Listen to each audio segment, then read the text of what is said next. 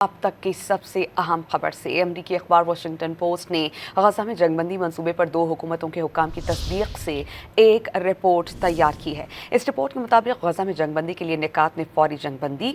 मौजूदा जंगी महाजों को मुंजमद करना, 48 घंटों के अंदर तमाम 20 जिंदा यरगमालियों की रिहाई और 24 मुर्दा यरगमालियों की बाकियात की वापसी शामिल हैं।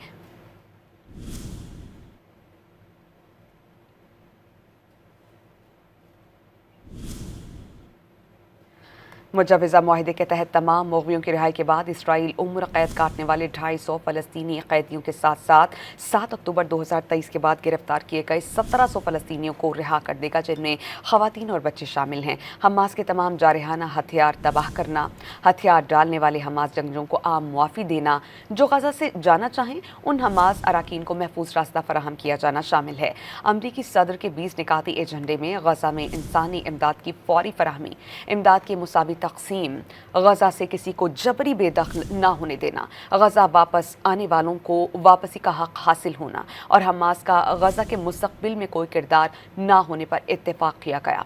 गजा में आर्जी अबूरी हुकूमत बनाने और गजा में आर्जी बैनुल-अक़वामी सिक्योरिटी फोर्स तैनात करने के निकात मंसूबे का हिस्सा हैं। ट्रंप के इक़्तिसादी तरक्याती मंसूबे के तहत गजा की तामीर नौ,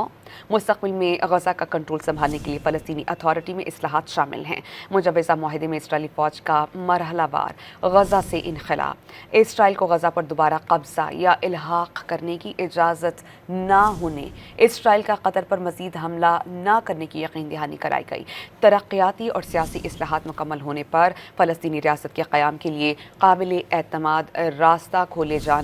अमन के लिए इसराइल और फ़लस्तीन के दरमियान मुज़ाकराती अमल कायम करने के निकात आम मंसूबे का हिस्सा हैं।